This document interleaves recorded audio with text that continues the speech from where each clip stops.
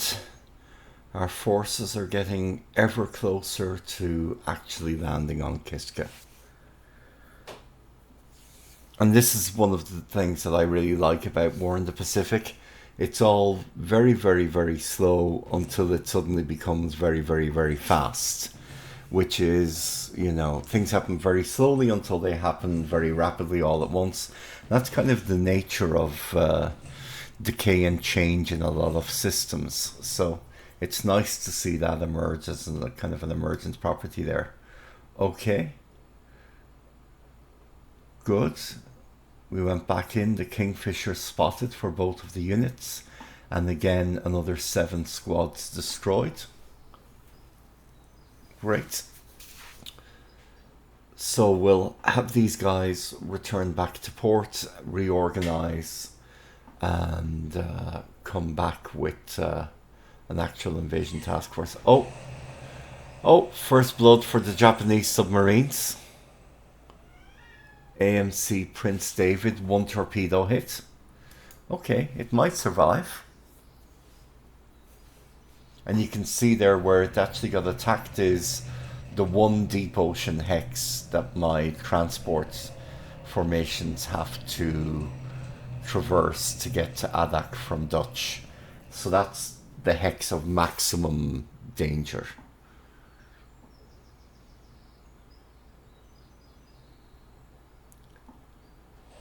Oh, 1, 2, 3. Wow. That ship is so dead. Oh, and a dud. And 4. Wow. Okay, so launched 6 torpedoes, 5 hits, 1 dud. So 4 did damage, added to the 1 that already had hit. Oh yeah. The armed merchant cruiser Prince David is definitely dead. Yeah. And the captain went down with the ship. Okay, and the amphibious task force is at Kiska. Pennsylvania is part of the task force, and the idea there is to provide both suppression of enemy coastal defenses in terms of stopping them firing at our landing troops, but also to just provide a target for the coastal defenses so that they don't focus on my more vulnerable transports. Okay, so they got a few shots off, but nothing major. And I disabled quite a bit of their forces. Excellent. Okay, 108 disabled. Damn. So half of the troops had prepped for Atu and half of the troops had prepped for Kiska. And so the troops which had prepped for Atu have clearly taken a lot of disablement and disruption by landing at an island that they're not prepped for. Still, quantity has a quality all of its own, and you know, when you're landing 5 times the combat value of the enemy, even if they're not prepped well, that still should be more than enough.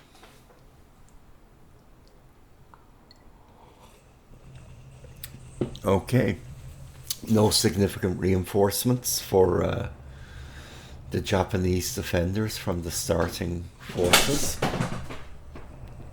Oh wow, that noise you just heard was a cat-related kerfuffle, with a cat almost knocking over my my monitor as it decided to do acrobatics and jump. There, dear twin. Okay, and their bombardment achieved nothing really.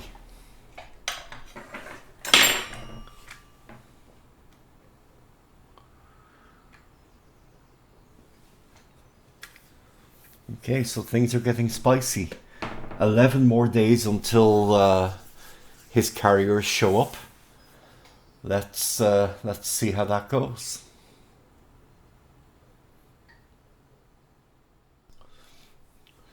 So, on the 12th of May, we are ashore at Kiska, and we are going to continue unloading, which goes well, and we are going to launch an attack.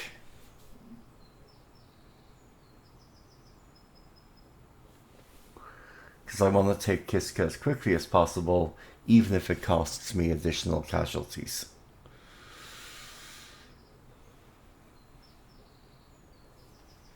Okay, more ashore.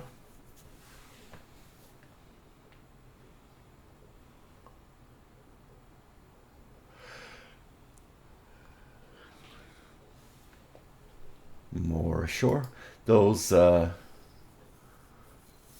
APAs are still unloading. Oh, no. And Nassau, which was covering the landing from air attack, eats a torpedo. Well, that could be very costly for me. Thankfully, only one torpedo, so there's a reasonable chance it'll make it to Adak. Okay, can't establish contact, so I-169 is probably going to get away. Evades the pattern. Rattling means nothing. Rattling means you missed, really. Okay, heavy damage. Let's see if we hear sinking sounds. Oh, wow. They mined Paramushiro Jima themselves, and one of my mine-laying subs hit one of their mines while going in to lay more mines. Right.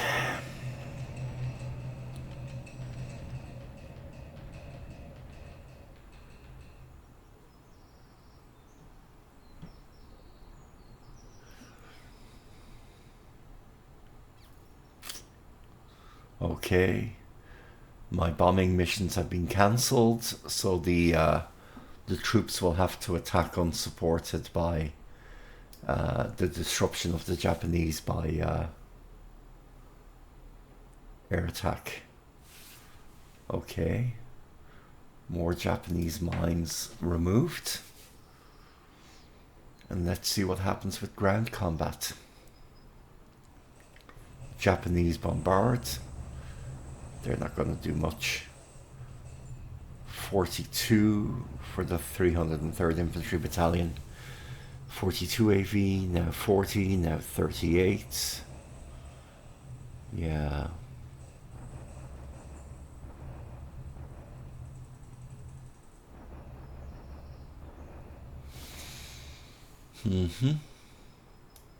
They didn't really achieve much of anything. And now my attack. Okay. So let's see what happens to their AV. I'm bombarding them. They're causing me some losses. Their AV has been cut to 28 now. 4th Separate Infantry Regiment, okay, 24. 13th Canadian should drop it a good bit. 20. Okay. 19. So it's at half the strength it was earlier. 3-1 odds. And I'm going to reduce the fortifications to 1. And with 3-1 odds, that would mean that with a 25% reduction in their defensive bonus, that if they were getting, a 50% increase to get an AV of 64, it'll now be a 25% increase, and it'll fall another 25%. So we're looking at tops, 50 versus 200, and that'll be 4-1, and that'll mean there's a reasonable chance that Kiska will fall next turn. I lost 3 squads destroyed, they lost 12, but all their units remain combat capable. Okay, well, we're going to re-attack tomorrow. We're not going to give our guys any chance to rest. and we'll see how it goes.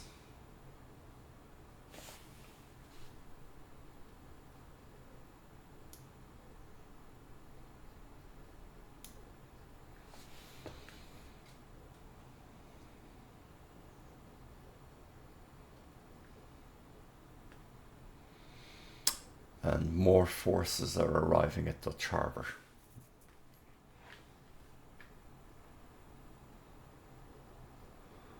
Let's see what happens. More unloading of amphibious task forces. Okay. And yet more.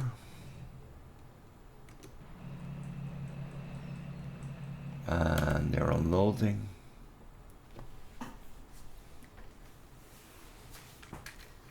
Okay. And Nassau has survived so far and is very slowly limping back to Adak. Probably will survive. I'll take the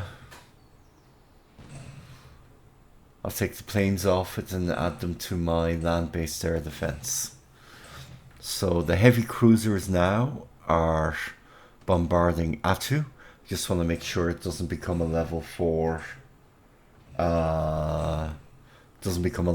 port or level 4 airbase, because if he does get to, you know, base Betty's there, then it's actually going to be pretty disastrous for my forces.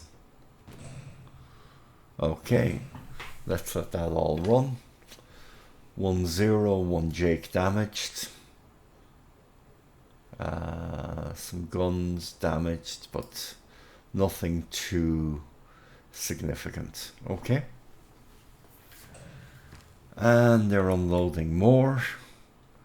And yet more. God, that unloading's taking a while. This is the problem. The APA's all unloaded in, you know, basically a day. But just the regular APs and AKs are taking an awful lot longer. Okay. Lost a couple of troops there. And still unloading. I give it maybe 50-50 it'll fall today. Okay. An oil slick from a damaged submarine. And the air operations phase. Oh good, we got a nice bomber strike in. 29 bombers went in. How many went down? Okay, nothing according to this. Very little damage done, but every bit helps. It'll still fatigue and disrupt them.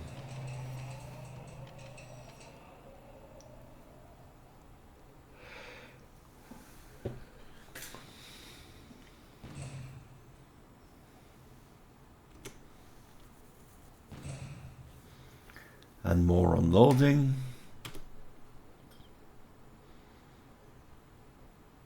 Okay. Bring on the ground combat. Japanese bombard. That's really not going to achieve much of anything. Yeah, achieved almost nothing. Now the Allies should do a deliberate attack, and this should be much more decisive. Okay. 303rd is going to be ground down to nothing. Let's just watch the AV hit 0. And then that should give me, oh, a lot more than 4-1 actually. Okay. I'll probably take it this turn.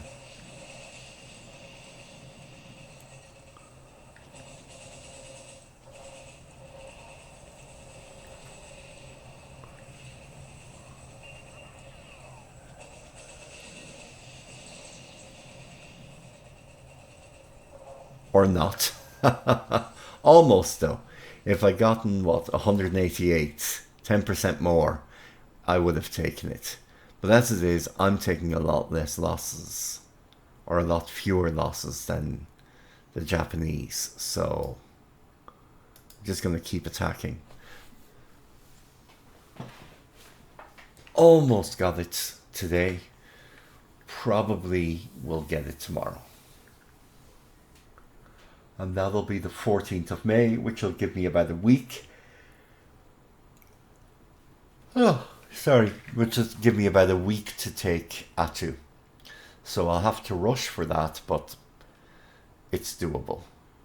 And got some more Canadian squadrons. Excellent. And the 14th of May. Hopefully time for the final attack. And this is something I haven't spoken about, but it's a destroyer that I've sent on a lone kind of harassment spoiling raid into Paramushiro-jima. Hopefully it'll tackle some local defense forces there and get a favorable exchange ratio. I've picked one which should be capable of doing some damage in surface combat, and even if it doesn't, it'll mark his cards that he needs to allocate resources to defense, which will, you know, help me, because the more he allocates to defense, the less he has available to support offensive action against me.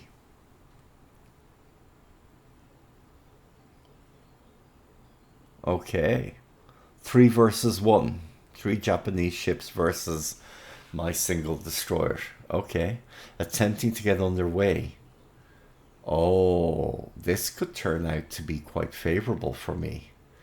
If those ships were docked, they're going to be starting slow and from a bad position, and I'm going to have an opportunity to get a few hits in before they get up their speeds and become difficult targets. Oh, excellent. Okay, torpedo hit. Well, 2. Okay, well, that's the Hatsushima destroyed. You know, yeah. Okay, great. The Shirakumo. Oh, great. A hit on the Shirakumo. A deck penetration, explosion below deck. Great.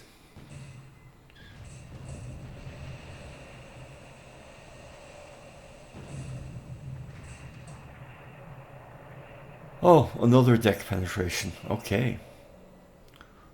More damage, and yet more damage. I might actually take out 2 destroyers here. Not bad. Now they're underway. Okay, so now they're difficult targets to hit again. But already 1 definitely sunk and 1 fairly damaged / maybe will sink. Okay. That is not a bad result for a raiding task force. 1 sunk, 1 badly damaged, and no friendly hits. I can see 1 destroyer commander who's going to be getting a medal in the near future. Oh, something sank. I'm going to guess that that is the 2nd destroyer. So I'm going to now say that's 2 destroyers done. From that raid. Good work. Because the problem is, if he loses lots of his destroyers, it doesn't matter how many heavy cruisers he has. They'll just be, you know, torpedo fodder when they run into a well-balanced task force of mine, which has heavy or light cruisers plus a destroyer screen. So losing these destroyers actually is robbing his heavier ships of a lot of their combat power. Okay, let's accelerate through this. We don't need to see it all. This is all just about keeping Atu as closed down as possible. Okay, 2 destroyed on the ground, 22 damaged. Yeah. And enough other hits to keep them busy repairing for a few days to prevent it becoming level 4. It's still level 3. And that will probably buy me just about enough time to get my infantry over there and take it before it becomes level 4 and bases Betty bombers. Okay, more unloading at Kiska. Good God. I'd forgotten how slowly non-APAs unloaded.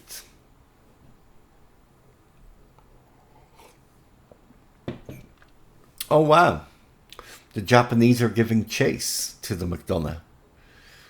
Okay. Run. Gee, that's a brave Japanese commander. Your 2 squadron mates have just been sunk, and yet you go chasing after the destroyer that did it. Okay. Let's see.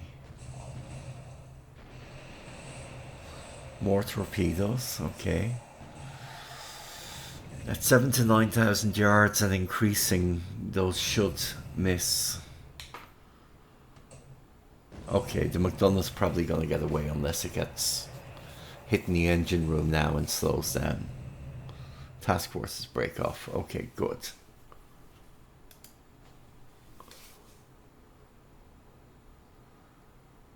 Oh, and still chasing. Jeez. The Usugumo was really going for it.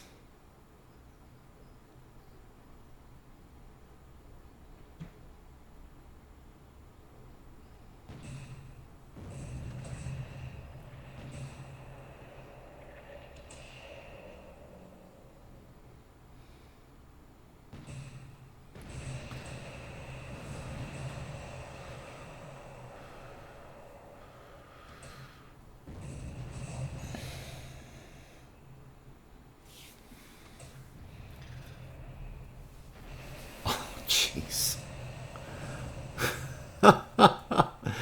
The McDonough managed a good solid hit at almost 20,000 yards. Good God. Okay, this should be over soon, yeah. 1 shell hit and some fire.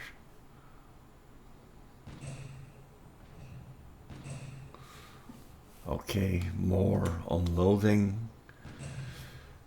Yet more unloading.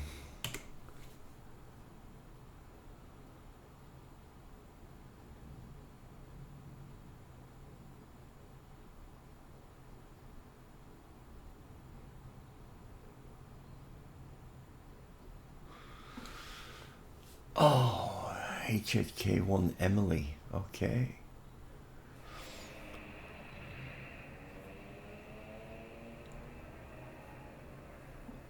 Okay, so my PBYs are flying paratroops into Atu just to see what he has there. I really want to see if the Independent Infantry Brigade has made it there. Every time it's put to sea that I'm aware of, I have stationed Surface Combat Task Forces off Atu, and it seems that he has pulled back and abandoned the resupply missions. But I suppose I'll only know that for sure once I have boots on the ground, which is what the sacrificial 2 or 3 squads going in by parachute are designed to do now. Okay. Let's see what the outcome is. Japanese bombardment attack. Yeah, that's not going to do anything. Okay. And now my deliberate attack. Okay, this should reduce them all to 0 AV, and it should fall.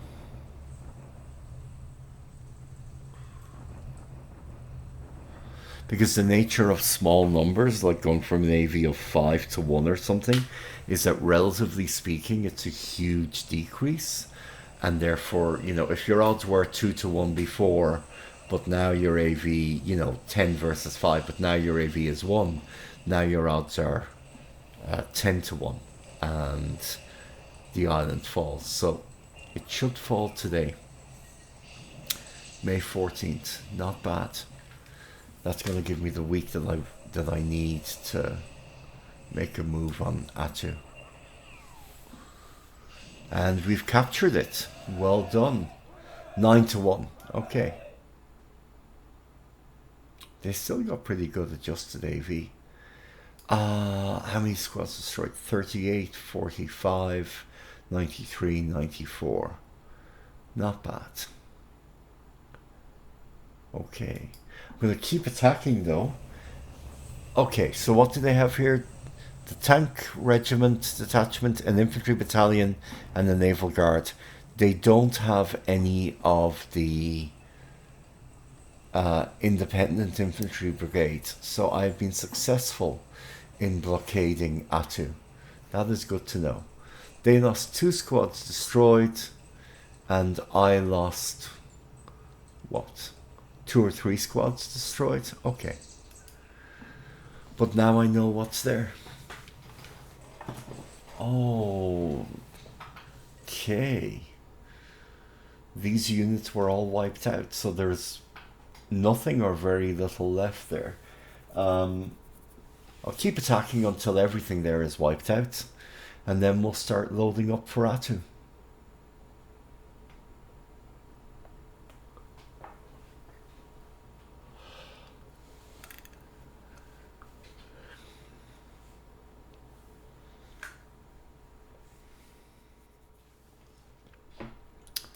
And now we're on the 15th, and we're gonna wipe out the remaining forces on Kiska, probably today.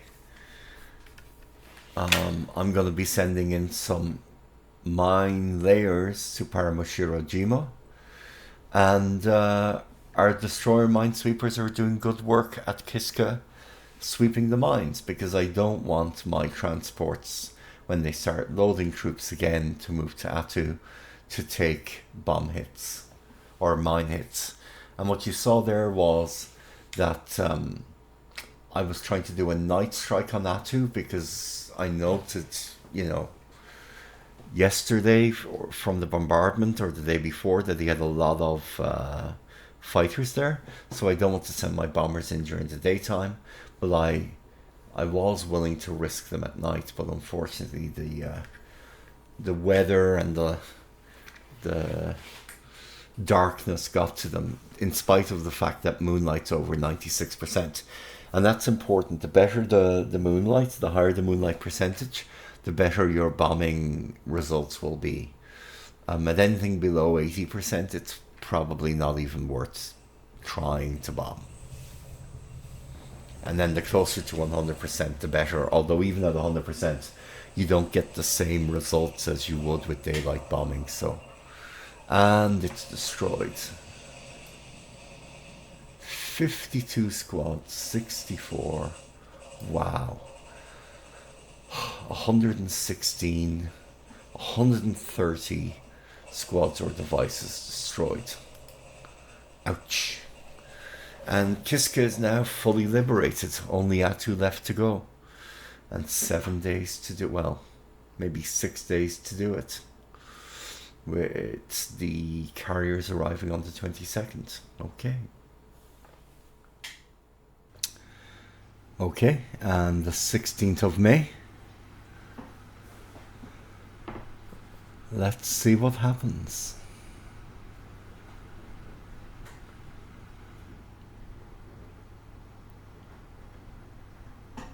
Okay, my night bombing of Atu failed relatively miserably clearly, even though the moonlight is very good. In fact, 100%, so it doesn't get any better. Okay, well, a few have made it. So one roof destroyed on the ground.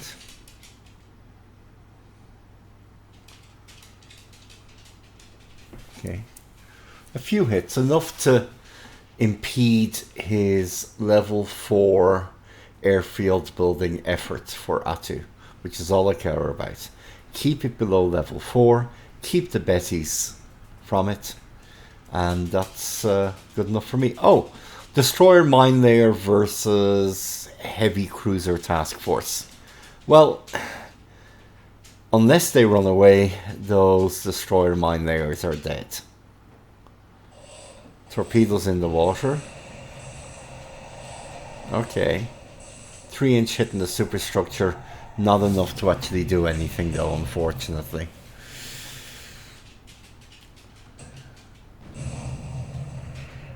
And the belt armor hit. And an 8-inch hit. Well, this isn't going to go well. Let's just fast forward through this because it's preordained. Yeah, 5 shell hits, torpedo hits, 9 shell hits. And the Maya and the Nachi got 3 hits, but they were all 3-inch shells, so did no damage. Okay, the good news though is that that task force, that Japanese task force now won't have the ammunition to comfortably fight a naval battle against my covering forces, so they'll probably have to withdraw. So I've bought myself the time I needed to reorganize and make for Attu. Okay.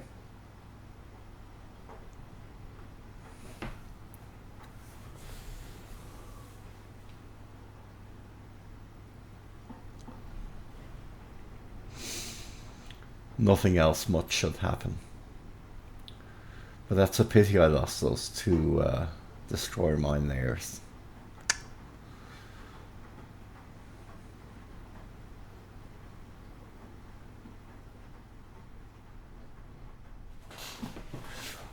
Right, so I have a surface combat task force hunting his heavy cruisers in the north. But I guessed the hex wrong. Oh, or did I? Okay, no, submarines down there. Okay. Covering the route from Kiska to Attu. That makes sense. I-169. Rattling means nothing. More rattling. More rattling of near misses. Okay, bit of damage and a bit of water. Okay. That's good.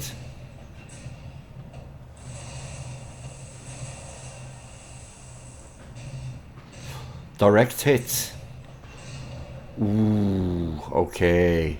I-169 is in deep trouble now then. Okay. Well, that's another one of his subs rendered combat ineffective and possibly sunk. So that's a good day's work.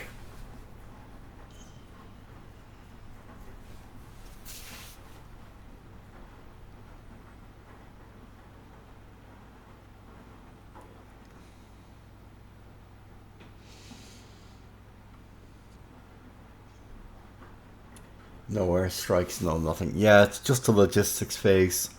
I'm shuffling my APAs around and bringing supplies up from Dutch Harbour and just trying to get myself in a position where I can leap from Kiska to Attu with a relatively successful landing. Because if the landing at Attu fails and he can counter-land the independent brigade and destroy my forces in Attu, there's a reasonable prospect then of him counter-invading Kiska and taking it with that brigade. Especially if he can establish an AE or an AKE type ship at Attu to replenish Musashi. Okay, right, well that's the end of that. Hope you join me for the next few days where I'll be going back to day by day turns and replays because action's beginning to heat up now. So take care and see you next time.